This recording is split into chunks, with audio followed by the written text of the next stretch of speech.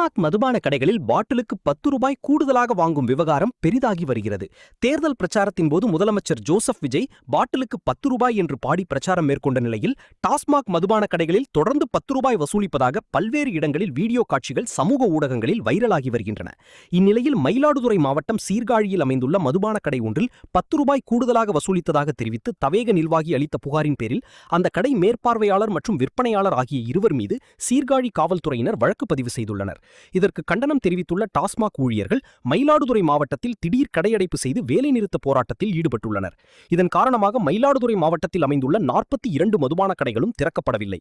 தொடர்ந்து இன்று மயிலாடுதுறை மாவட்ட ஆட்சியர் அலுவலகத்தில் ஆட்சியரின் நேர்முக உதவியாளரிடம் டாஸ்மாக் ஊழியர்கள் 100க்கும் மேற்பட்டோர் ஒன்றிணைந்து வந்து மனு அளித்தனர்.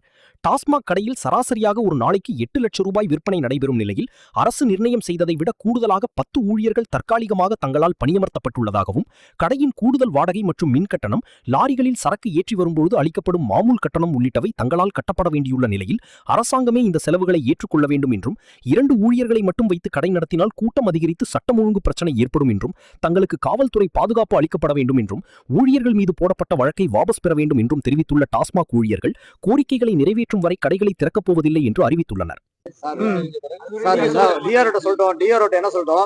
23 வருஷம் வேலை பார்த்துட்டு இருக்கோம். எங்க டிபார்ட்மெண்ட்ல இதுவரை ஒரு எஃப்ஐஆர் விழுந்தது கிடையாது. எம்ஆர்பி வேலியேஷனுக்காக டோட்டலா எடப்பாடியிலேருந்து ஆளுங்கட்சியிலேருந்து எதிர்கட்சி எல்லாருமே 10 ரூபாய் எம்ஆர்பி விற்கிற சமயத்துல ஏதோ புதுசா கண்டுபிடிச்ச மாதிரி ஒரு எஃப்ஐஆர் வந்து 1 ரூபாய் எம்ஆர்பி வேலியேஷன் பண்றது வந்து துறை ரீதியாக சொல்லணும். அவங்க தனிப்பட்ட முறையில் எடுக்கக்கூடாது. மேடமும் ஒத்துக்கிட்டு ஃபோன் பண்ணி கேட்கும்போது துறை ரீதியாக நடவடிக்கை எடுக்கணும், போலீஸ் எப்படி தன்னெழுச்சியாக எடுத்தாங்கன்னு சொல்லி பேசிட்டு இருக்காங்க. பேசி நாங்கள் வாபஸ் வாங்கி தரோம், நீங்க கடை தரோம். நாங்க என்ன சொல்றோம்னா வாபஸ் வாங்கணும். மேற்கொண்டு இன்னைக்கு நான் கடையை திறந்து எம்ஆர் பேட்ல விற்கலான்னு முடிவு பண்ணிட்டோம்.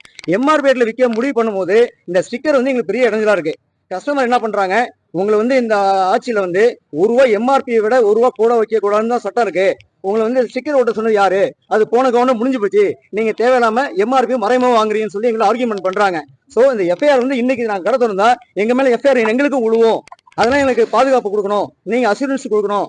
நாங்க ஏற்கனவே உள்ள கம்ப்ளைண்ட் வாபஸ் வாங்கிக்கிறோம், மேற்கொண்டு உங்க மேல எஃப்ஐஆர் விழுவாது அப்படின்னு ஒரு உறுதி கொடுத்தாதான் நான் கடையை திறப்போம்னு தீவிரமா சொல்லிட்டோம். உங்க பேரு?